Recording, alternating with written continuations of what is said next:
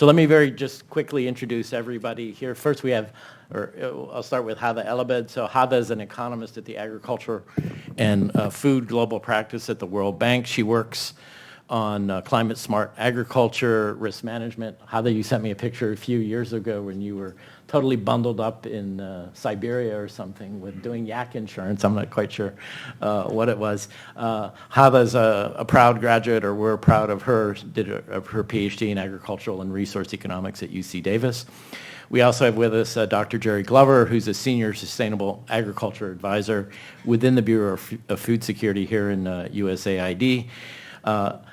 Jerry has degrees in both soil science and philosophy. He told me yesterday in an email conversation he actually decided the philosophy was probably more useful in his life than the soil science, so he may want to elaborate on that.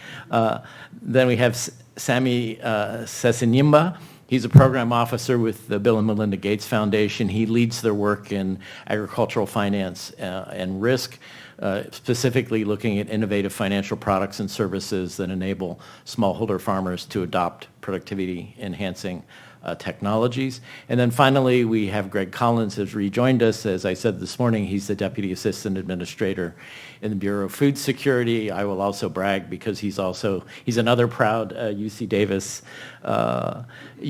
graduate, did his PhD there, I'm sure just a couple of years ago. Those of you know, I mean, Greg is the person I always think of when I think who's really pushed to prominence this language and concerns about resilience. And Greg, I think I know from other conversations with you that comes out of your experience in some very difficult time periods in the Horn of Africa. So we're really pleased to have this group of people representing different institutions and different perspectives. What I told them I might ask them, but again, you are most welcome to answer a different question, but maybe we'll just go down the line, maybe in the order you're sitting. The first question I said was, over the course of the morning, we've shared results from this study designed to examine the interactions and complementarities between seed and financial technologies.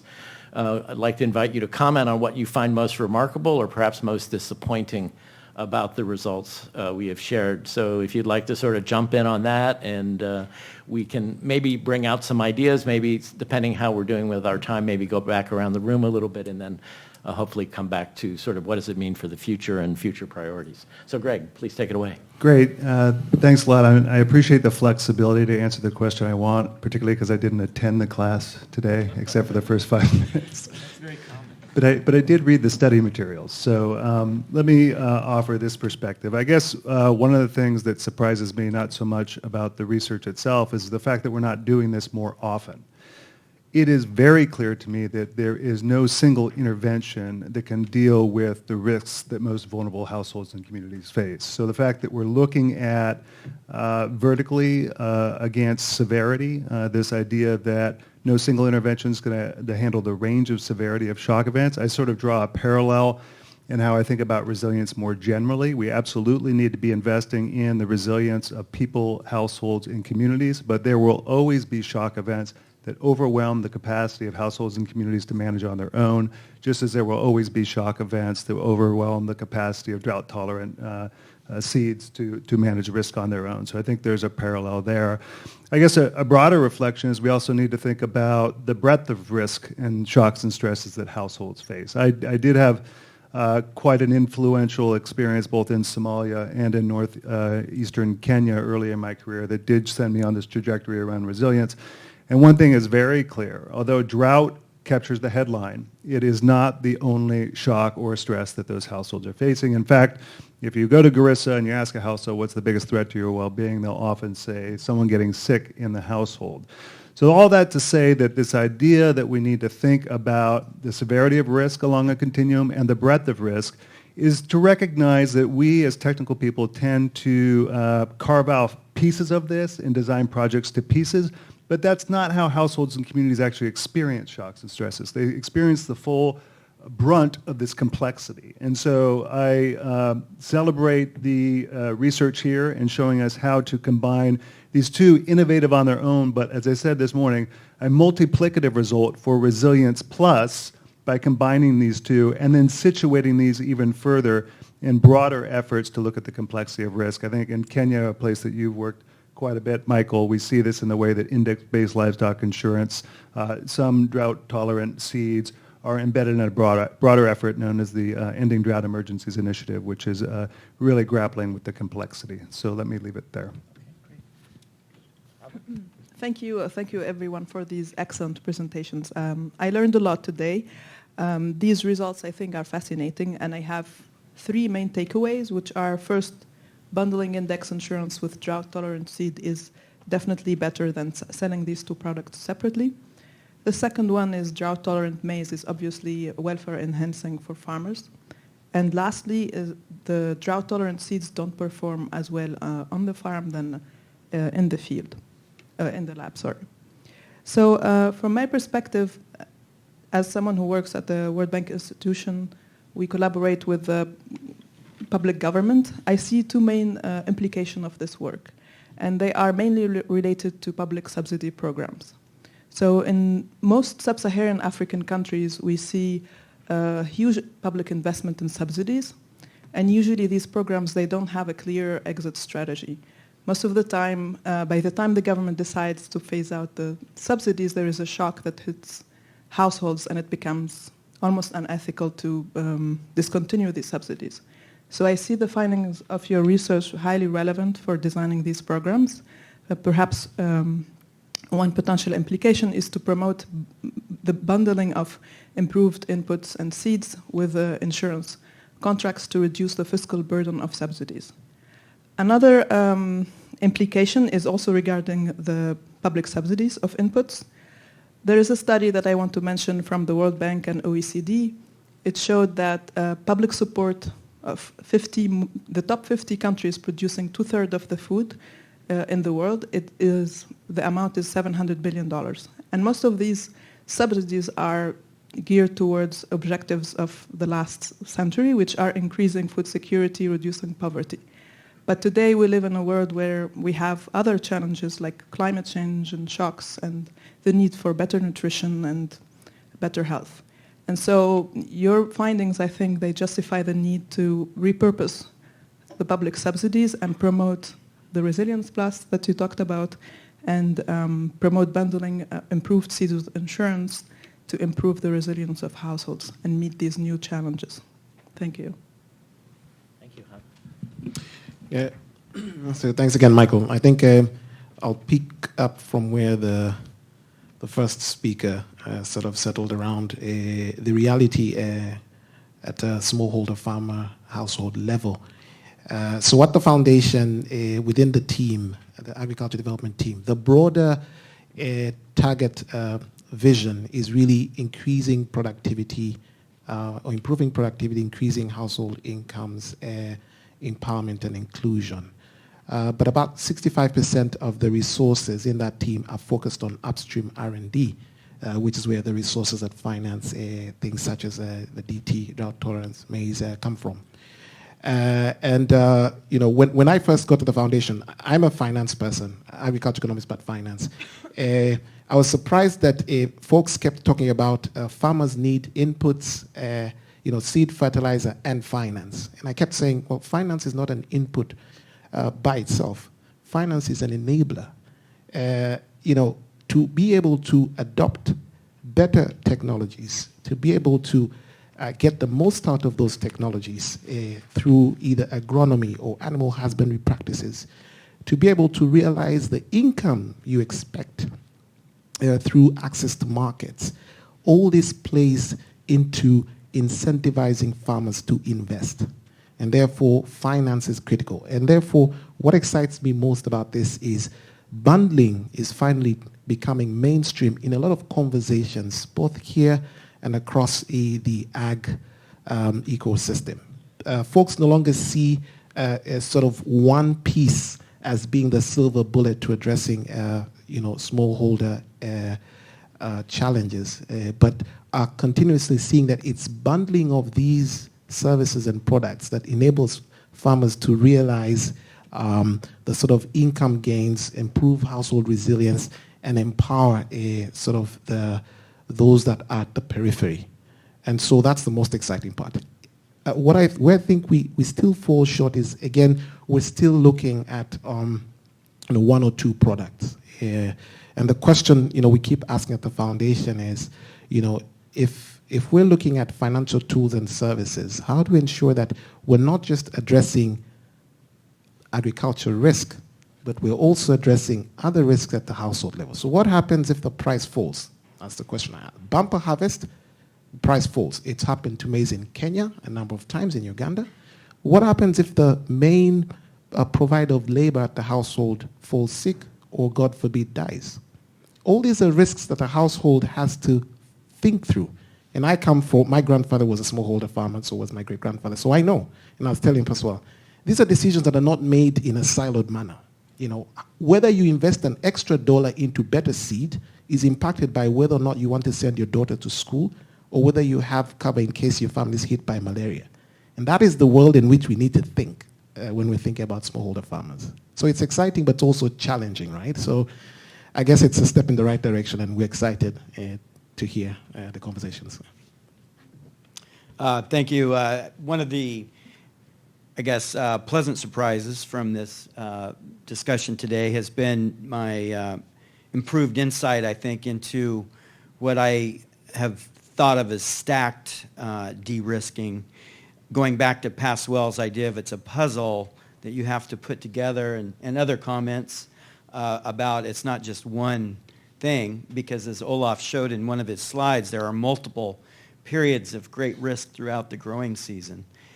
We have a current project in which multiple partners are looking through the data to see for some major production zones in Africa where the big risks are for specific regions. Is it early in the season? Is it in the mid-season? How frequent across a 10-year period is it? How worthwhile is it to invest in some of these risk management activities?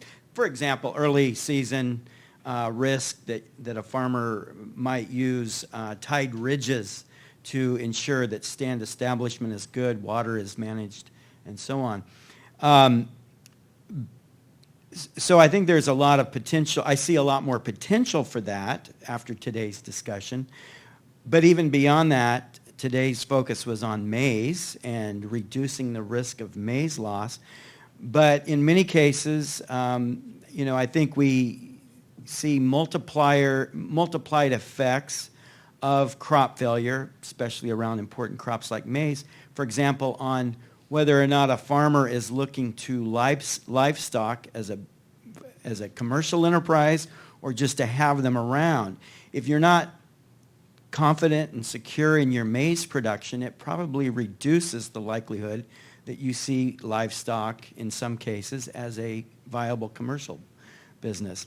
When the maize fails, it's likely that you will not be so successful on the livestock end in some cases. So those are, looking at across the season and across the farm enterprises more widely, this idea of de-risking and stacked de-risking or bundled de-risking, I think is very interesting, and we're pursuing that, and I think we see new partners potentially and new ideas moving forward. I do have a question on, I would suspect that you're underestimating the resilience plus part of it. It's more of a question, but I'll phrase it as a statement. For those farmers that aren't recovering, that aren't adopting the DT, the drought-tolerant and insurance, I suspect they're also losing other household. It's not just the yield reductions that are persisting, but they've used coping strategies, selling off livestock, selling off household assets, working off-farm to gain income during a period of time when they could have been investing that labor in the farm. So, it's just that ripple effect that I think probably isn't captured just in maize yield recovery. So anyway, that's kind of a question, but also a speculation, I guess. Okay, good. Thank you all very much for that. A great start. A lot of new issues were raised. Should we turn to the audience here for a second for some discussion, and then we'll let you can ask some questions or make your own comments. And why don't we take it from there? So I'll go around this way with the microphone. Thank you very much. I have a question related to, I think someone broached this topic about the sort of double complexity of the idea of the drought-tolerant seed being introduced to farmers and the insurance.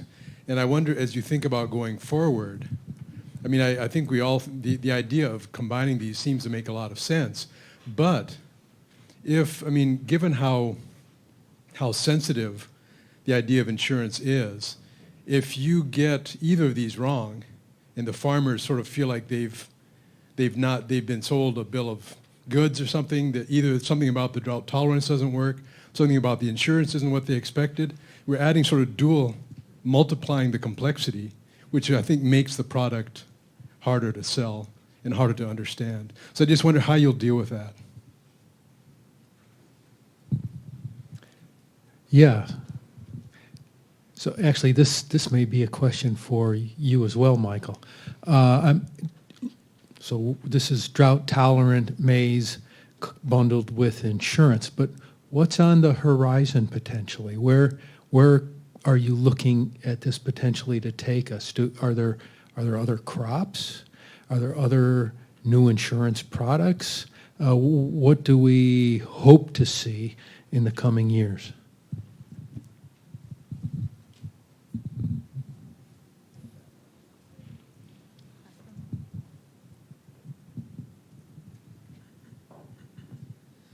Yeah, I just wanted to build on this idea of bundling and thinking about other services.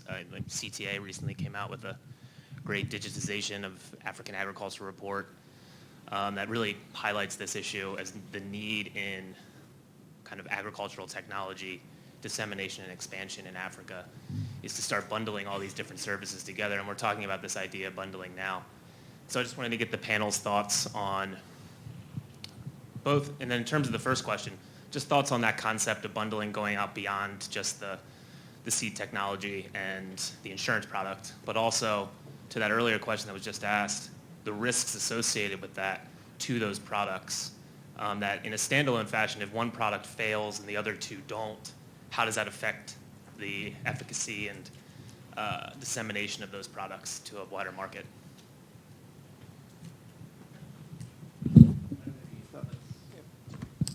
Let's give some response now, and then we'll come back to the question. So maybe I can just very quickly start with the bundling, the last question around bundling. Whenever I'm asked about bundling, I sort of like to give the example of the network carriers, so the mobile network operators, right? If you think 10 years back, primarily you had a provider that gave you voice, right? And then you had a provider that gave you voice and data.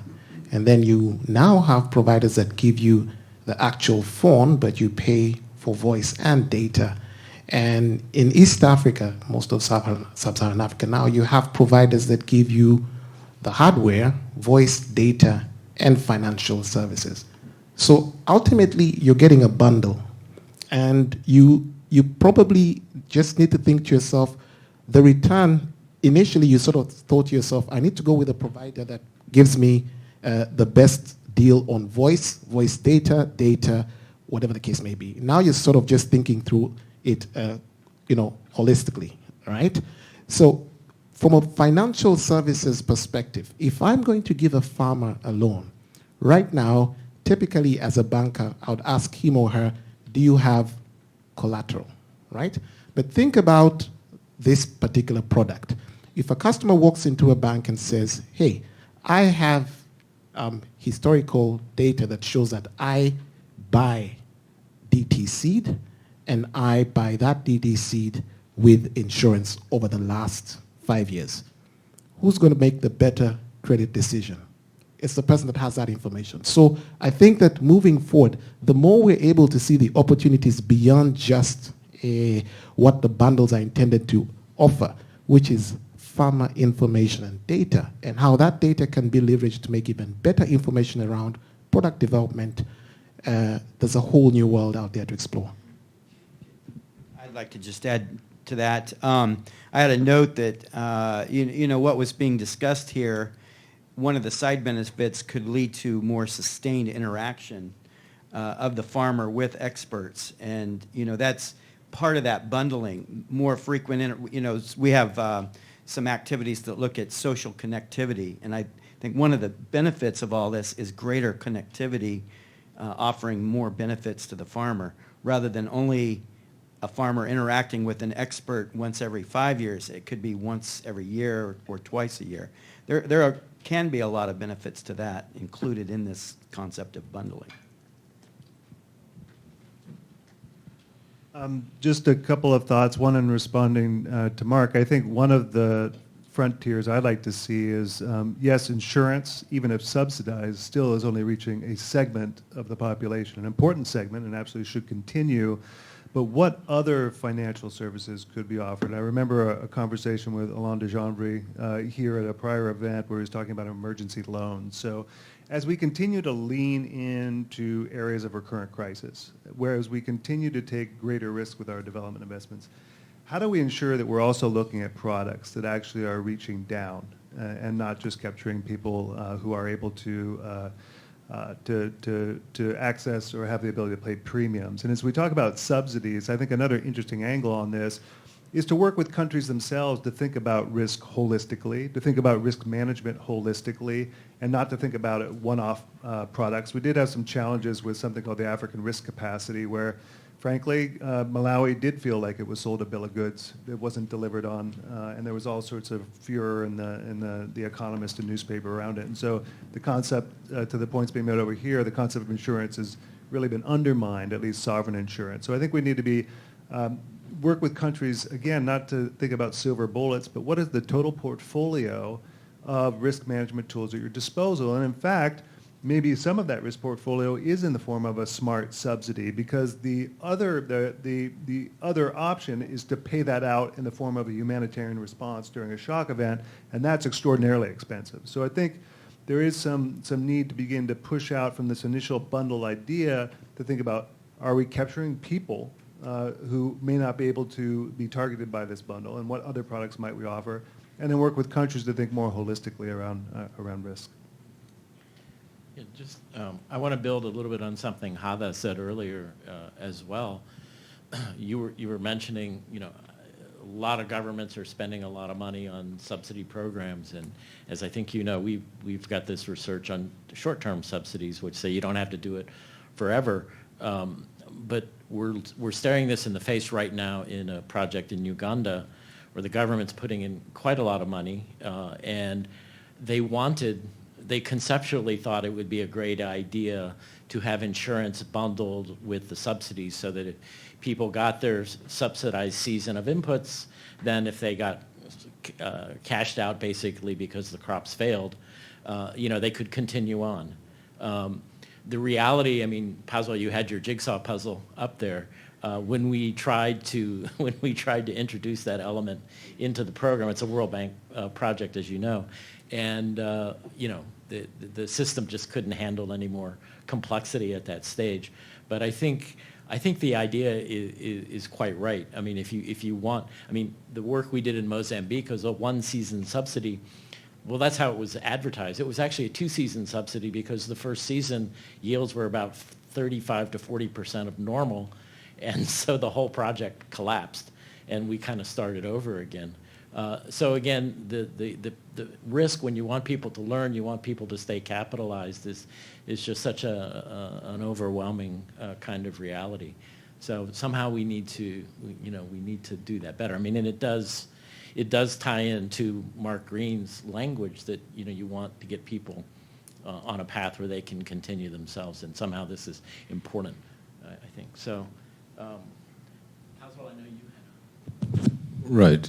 Just real quick to any of you panelists. So I think I'm hearing a very important issue about you bundle, yes, but how do you deal with the complexity?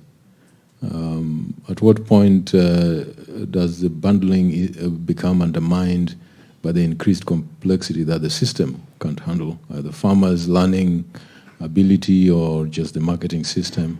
What would the panelists think about the role of technology and data systems in helping to keep the complexity under the hood, so to speak, but deliver a product that is readily consumable? This very much relates to Paswell's point, but I'd be interested in your perspectives on also the sort of the level at which we think about so this holistic risk assessment. Not all the bundling has to happen at the farm level, right? I mean, I think that one of the things that's important to keep in mind with the seed company perspective here is that the most effective bundling is going to be one where the seed companies are the ones with the insurance contract, and then that just makes them whole as a company in times of drought, and then they can respond in a certain way. So in addition to sort of trying to simplify it for the farmers and keep as much complexity under the hood, as Paswell said, there's also, I think, there's an interesting design question about at what level in the system do you think about it? And so bundling in our case, I mean, it's easy to think about it as like a product. That's what we think of, like a stacked product or a bundled product. But in fact, it may be that you're taking risk out at different levels. So it's bundled. It's at the big picture. There's sort of a bundling going on. There's a portfolio of kind of risk mitigation tools. But at the farm level, maybe it's actually much simpler than that. If I can also quickly add on to what has just been presented, and maybe speak about another big risk area which potentially can affect financial inclusion, and touching on issues of other implications of what we're talking about. Recently in Mozambique, in alignment with all the other African countries, the central banks have started pushing an anti-money laundering regulatory framework. And unfortunately, the way it is being applied on the African continent in a cookie-cutter approach is that people are forgetting the essence of what exactly are we talking about when we talk about money laundering, and the level at which it should be applied. The law that we have currently, which has been passed this year in Mozambique, basically says, you, Mr. Insurer, every single client you're going to have, we want, amongst many things, proof of address. Now, I'm staying at Hamilton, which is on the 14th Street, 1001. So I've got an address, and they pay the electricity bill, so they can provide a proof of address. But believe me, for 70% of the rural population in Mozambique, they do not have IDs, they do not have proof of income, they do not have proof of address, they do not have tax registration number. So do we want to achieve financial inclusion or do we not? And one of the ideas that I would like to echo here is that if we integrate, maybe let me avoid the word bundle, integrate or bring back the issues of risk to the item which is affected by those risks, it makes sense, because when we are clearing from a KYC, Phoenix, we can get their tax number, we can get their address, we can get all the details that they require, and it will not be extraordinarily expensive.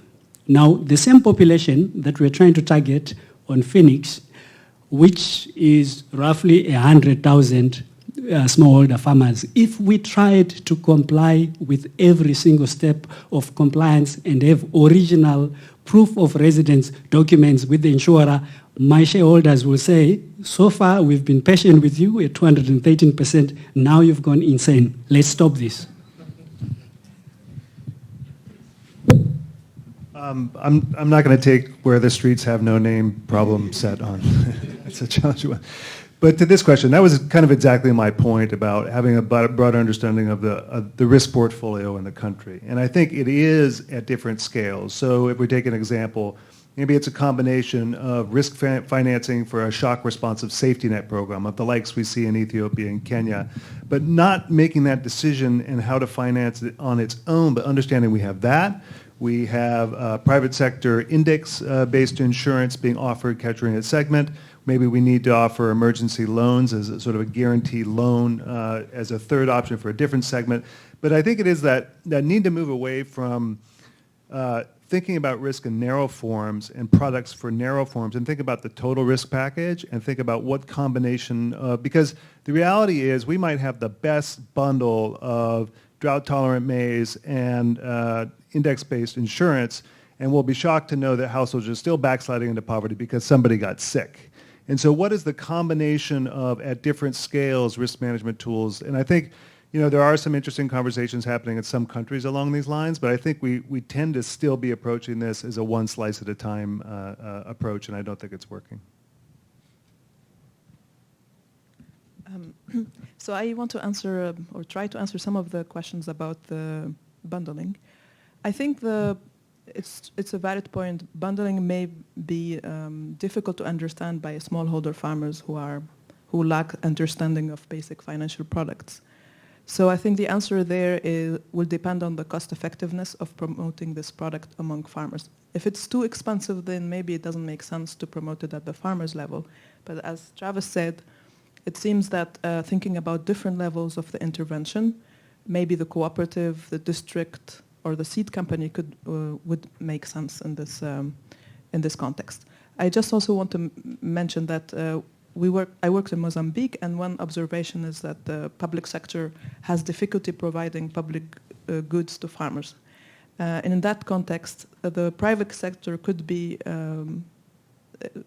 part of the solution.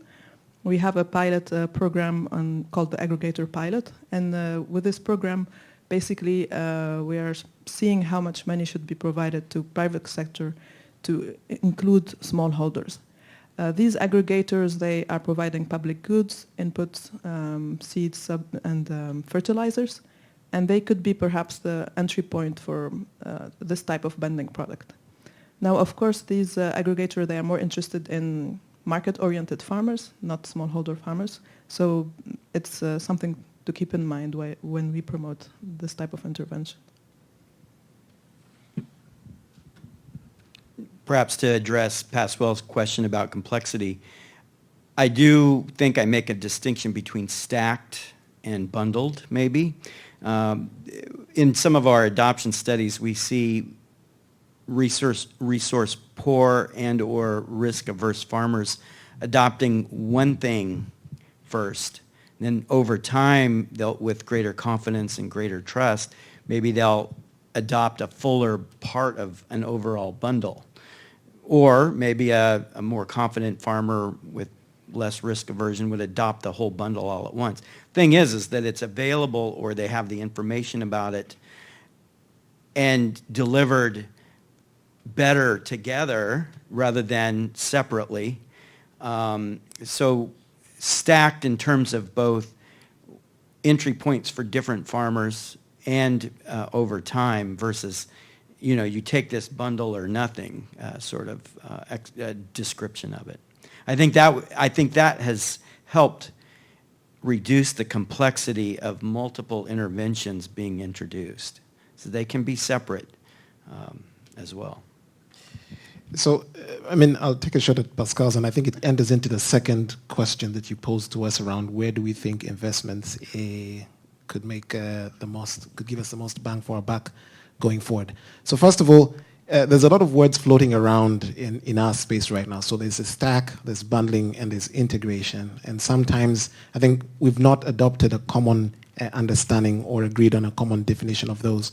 But I like to say that, again, a smallholder farmer, productivity gains and the incomes of the household are not necessarily a result of one or two. It's multiple, right? And all those cost something, right? So, we were in India a few weeks ago, and one of our team members who's focused on genetic gain was sort of saying, we need to get better semen out to these dairy farmers because that's how we increase productivity. And the farmers were saying, well, we feel that we have a decent enough breed. We just need to change how we feed them and care for them. So husbandry practices. And we feel we invest less but get more return. And so there's assumption that farmers don't know. Farmers do understand to a certain extent. The fact that you're being asked questions like that means they get it. But when we come back to the question around technology and integration, I think that is key, and this is where we think investment should be going. ID, or national ID, is a key entry point for smallholder or just personal data and information. It's not the premise of just agriculture. It's the same with health services and so on and so forth. And so that is a question that's currently being discussed at a global level, and I think the World Bank has multiple projects around, ID for development, where we're trying to sort of work with countries to sort of standardize what that ID, what kind of information, basic information on a person that ID captures. And it spills into financial or address information and so on and so forth.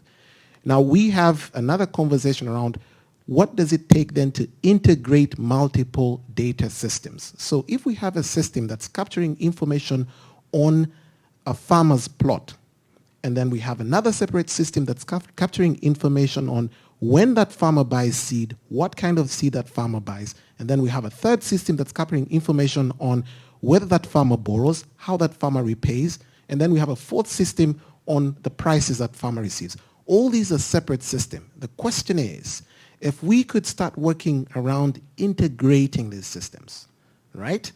Can we get a lot more value for the different players? And this is where this conversation with private sector players starts to get interesting. So for example, in Kenya, you have a platform called DigiFarm. And DigiFarm basically brings together different agriculture service providers that are providing, singular products or products in bundles. But ultimately, when you talk to the people at Safaricom, they're basically saying, in 3, 5, 10 years' time, we will have this platform that basically is starting to consolidate information on a single person's activities around farming. And that would be sort of the next, data is the next gold, right? That's what everyone says. So I think it's important to think about systems integration. It's an ongoing conversation, and I think that's where we should be investing the next, $1,000 or something.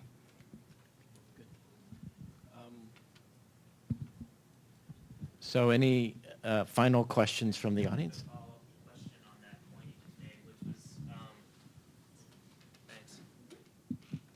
Yeah, that's really insightful, and I think the idea of that farmer data profile being more mainstreamed and available is really interesting. How to create that pre-competitive space and that kind of level of collaboration, because you have, your big aggregators also collecting farmer profile data on cocoa farmers in West Africa. You have it going on everywhere, just like the example. But then that you talk about like DigiCow and DigiFarm in Kenya, and that sector that almost doesn't exist yet, that brings all that data together and sells that back, creates value for the private sector as the off-takers, the upstream and downstream in the value chain. So can you guys, does anybody talk a little bit more about that? Just super interesting. Maybe let me just take a quick shot at that. So the only one example I can give right now that has tried to do something like that is something called the India Stack. I don't know if folks have heard about the India Stack. So the India Stack, basically, it starts with a foundational piece, which is the Aadhaar, and the Aadhaar is the national ID. And the folks that put this in place basically built a system that allowed an individual to stack information on themselves, building on a national ID. And the idea behind that was, if I have information around my assets, if I have information around my transactions, and all that is stacked and built into a digital locker, then I would allow service providers one-time access to that locker room to take that data and then use that data to allow them to make decisions around a product or service that they would like to provide for me, and after that, it's locked up again. So, and there's been a few bumps along the way, so I think last year, sort of the government restricted just how much information private companies could extract from that stack, but it's sort of an example of what that could look like in a country, from a country level, which is the India Stack and the Aadhaar card. Yeah. Well, I think, why don't, Olaf, I think you want to join us, and you and I were going to make a couple of grand finale conclusions, such as we can. But let's first thank our panelists who offered actually quite an amazing array of ideas. You want to stay here? If you're happy staying here, please do. So would you like to go first? Okay, thanks. No, we wanted to thank everyone for their interest and participation today. I do think you unfortunately missed some of the good bits, but it's recorded, so you can have a look. But no, I think it was very useful to share this experience. I mean, on the one hand, it does show that certain things do work, and that's promising. So both in terms of the drought-tolerant seed, that we actually have corroboration now that in farmers' fields that things are working well, and maybe indeed the effect in the lab may have been even bigger, but we also are observing a significant effect in farmers' fields through these randomized control trials at a significant effect. So the drought tolerance really holds up, and so we observed both the yield increase under good conditions and especially then under the drought conditions. The other important takeaway for me is bundling seems to work, and so we have evidence that we can make it work. Unfortunately, it is indeed somewhat complex, so we need to see how can we take it further. And so also in terms of the results that were presented, I do think there's some further unpacking needed in terms of better understanding what actually is that big bump that we have been observing, and even in some of those, even the trial data was the 25% lower percentile, maybe not showing any effect as we would expect. So unpacking some of that, trying to see, okay, what really is happening. But I think the critical one is really the critical understanding of this lag effect, and that, because typically we have our trial data, we have our survey data for a specific year. If you're lucky, you have panel data, but actually going into that lag effect is critical for better understanding the carry on, and so what are the implications for this resilience, and unfortunately, we cannot manage the drought incidents, so we were unlucky for the farmers, but at least for our panel, we were able to observe a number of incidents. But of the 3 years of data collection, actually only one really allowed us to really dig into that post-effect season. So, I mean, it is a relatively long investment that we need to kind of get this type of data on the table. But then really better understanding, even if we have now observed it, how can we unpack this and better understand the crowding in and the effects that are happening? And I would say this is not only a research question. I mean, yes, researchers always come up with new research ideas that we want to answer, but I do think it's critical that we better grapple with that to be able to tell the story even better.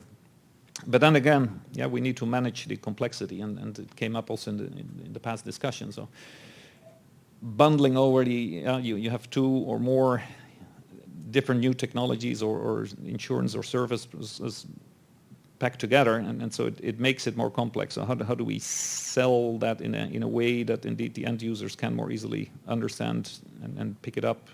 So the expression of keeping it under the hood, I think, is a useful one. So how can we manage that complexity for the different stakeholders, not only for our end users, but even for policymakers and for service providers and everything. One area that I maybe haven't heard as much of is some of the lessons with some of the learnings in terms of trying to set this up. I mean, it was a long process in terms of designing and which seed companies we worked with, and some actually also dropped off. And so some of the learnings there, because it was a long journey, and we are happy to have some still at the table, and especially to hear that in Mozambique there is an interest both from the insurance and the seed company side to continue beyond the project. But I do think there's also some interesting learnings that we may want to look into the whole process of this complexity of bundling, and what are some of the implications when you bring in different stakeholders. The other thing is that also, we do need to keep a long-term view. And so, I mean, the drought tolerance work that I presented this morning, it's nearly 4 decades of work. So, I mean, that was a long-term investment. Insurance itself and this bundling and the trial, the pilot was a 3-year investment. So, I mean, yes, we're starting to get some good evidence, but it does require a longer-term view in terms of the support and the research for development that is needed.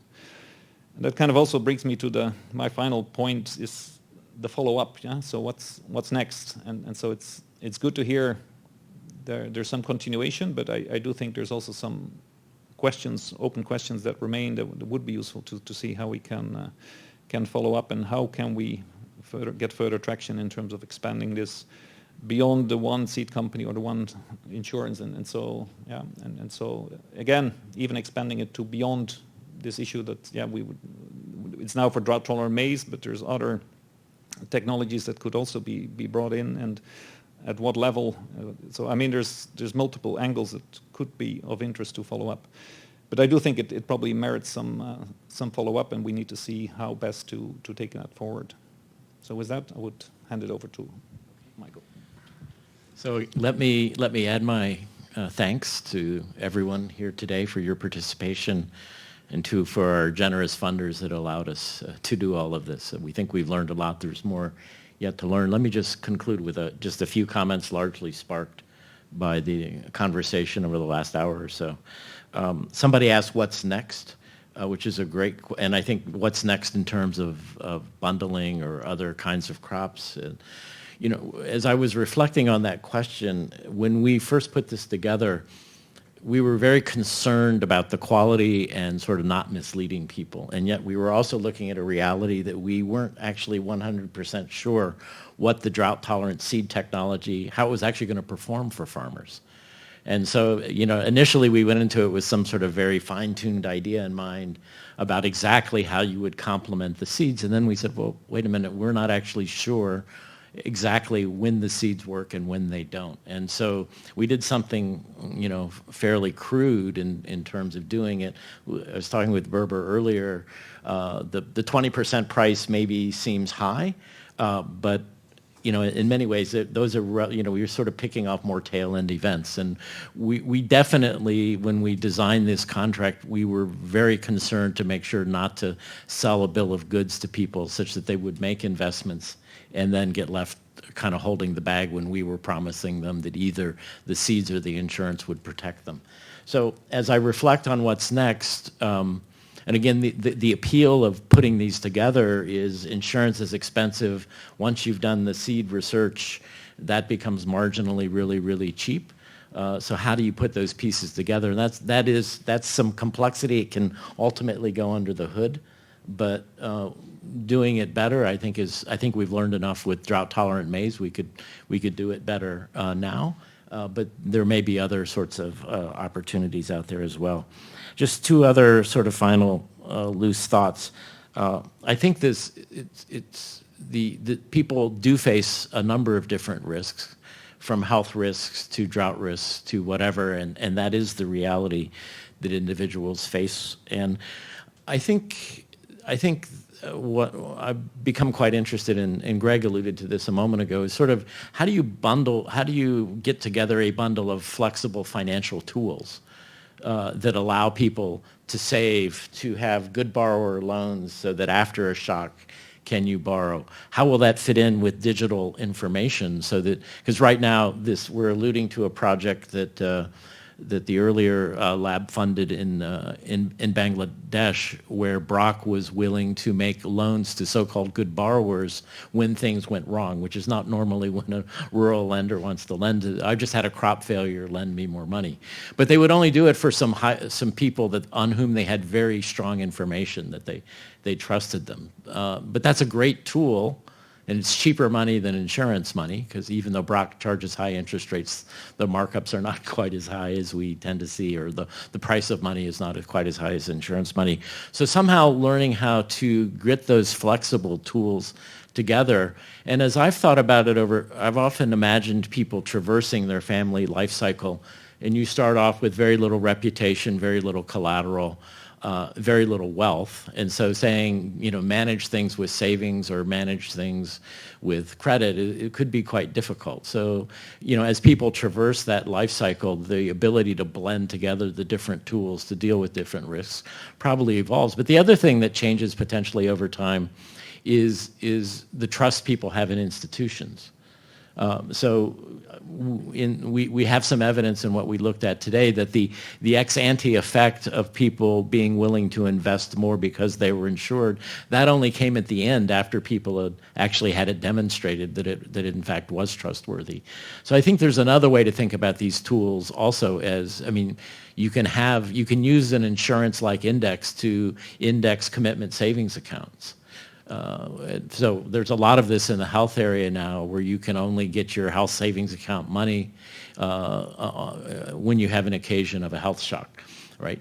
Basically, the loans that Brock was doing, they were tied to insurance, like index insurance, like indices. So when the insurance triggered, good borrowers had a line of credit open to them. So those kinds of things, the people that start off with no collateral and no wealth, they probably also are starting off with no trust. So telling them that insurance is the solution is probably not the right thing to say. So I think we need to think about a set of flexible products from a single institution, but people can move between them and as their assets change and as they go forward.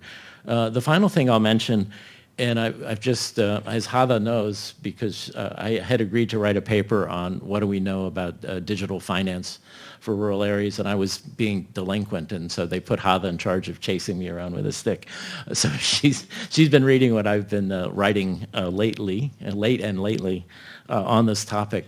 And I think in that paper, we actually thought about both, how is digital information changing savings, credit, and insurance, and how do you put these together?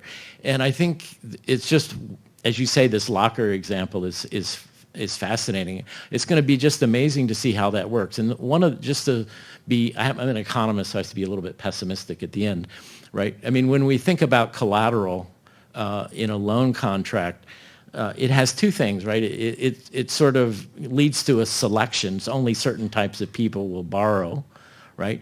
And so that type of person can maybe be signaled by my past information. But it also controls my behavior going forward, right? It cuts out the need for the lender to verify that I'm actually using the loan for what it's supposed to do. I can see digital information taking care of the first problem, but maybe having a little more trouble with the second. But again, I guess maybe you could see if the person really buying the good seeds or not in this year. So it's pretty wide open. It's not I don't see it as a slam dunk, but I know we're in the process now of funding a new project that's actually trying to get into an experiment around digitally based credit for agriculture. So I think it's going to be really fascinating to see if we can make those tools work and have them ultimately work in concert together. So anyway, lots of interesting stuff. This has been the different events I go to and get to participate in. I must say I really enjoyed the enthusiasm and the thoughtfulness of the audience because you all have raised just a number of really good questions. So I want to thank you again for that. So thank you to the audience.